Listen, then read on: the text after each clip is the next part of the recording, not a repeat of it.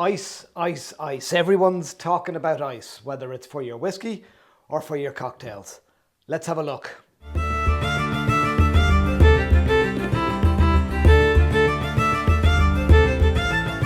Fáilte Arash to the bar. We're a little bit of a different setup. No whiskey on the bar. We're talking about ice. It's summertime.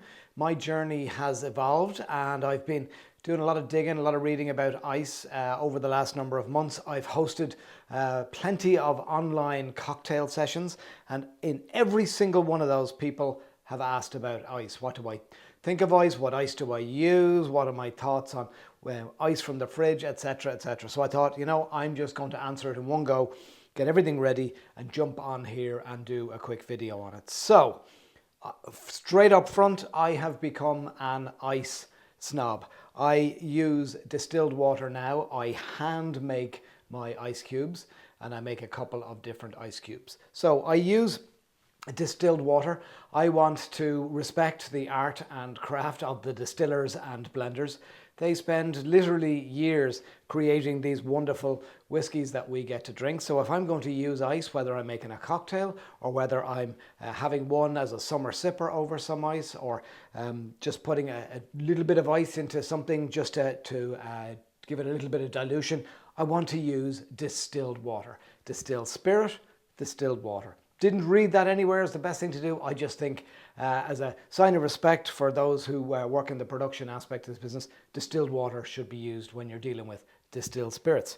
So that's the first one. The second step is the size of ice cubes that I use. So last summer when I was making cocktails, I'd go to the fridge, I would grab the ice that was in the freezer section of the fridge, and I'd throw that into the cocktail mixers or into the mixing glass, and I'd use that. And again, one of the things for me about making cocktails is I talk about the quality of the ingredients you use. And so often we talk about the spirit, the juice, the vermouth, all of these other aspects, and we forget about the quality of the ice that goes into a cocktail. So I've upped my game, hands up, upped my game with the distilled water, and I'm now using two different sizes of ice cubes, and I'm doing that for a number of reasons. So the first one I'm using is 1 inch square cube. So I use this mold here.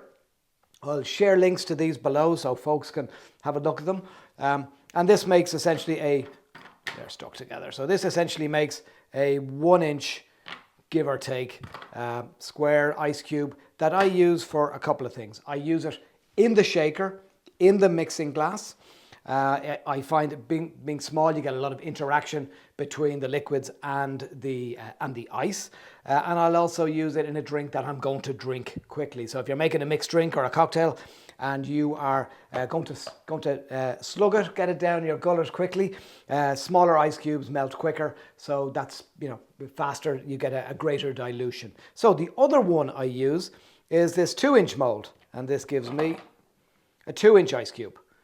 Again, made from distilled water, and I use this for a couple of things. I use it for if I'm going to sip on a whiskey over ice. Generally what I do is I will pour a measure, or maybe it's not a measure, I'll pour some whiskey and I'll sip on it probably for about half of it. I'll sip it as it is. I might put a tiny drop of water in there, but generally I'll drink that first bit of it neat. Then I put in a big ice cube, one of these 2 inch ice cubes made from distilled water.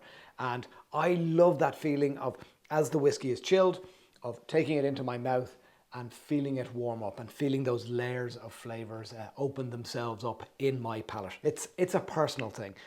It's probably a good time here to talk about my philosophy on what I call the democracy of whiskey. You've paid your money, you've worked hard for your money, you've paid your money for your whiskey.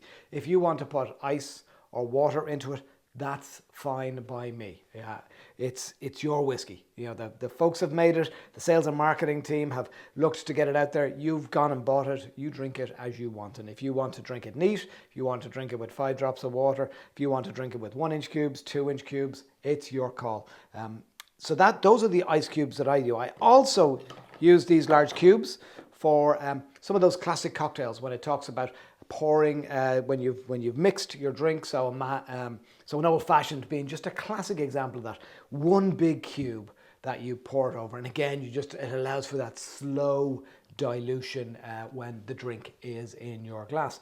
So those are my thoughts, personal, personal opinions on this based on my journey. Like I said, I am now a self-confessed ice snob, and I'm good with that. I'm good with wanting to, like I say, respect the art and craft of the distillers and blenders. So I suppose with that we should get a little bit of whiskey in my glass. There's none on the, so let's grab a glass. And I wasn't planning on this, but let's see what we got. Let's have a little something from Wicklow. So we got the Fercullen single malt. I was lucky enough to get a bottle of this when I was back in Ireland in May. The first single malt distilled in Wicklow in an awful long time. Wicklow, just down the road from where I grew up, and this distillery 6 miles from where I grew up and mum and dad still live. So with that, love comments below, obviously. On ice, it's always a subject that gets people's hackles up and gets conversations started. Like I said, links below to the equipment here as well. If anyone wants to go out and buy it, you can do that. But in the meantime, I'm going to say Sláinte mhath, and we'll see you next time.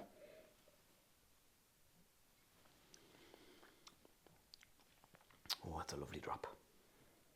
We'll drink this one straight up.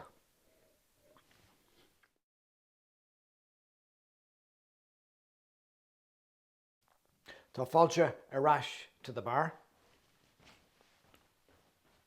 I should turn the lights on.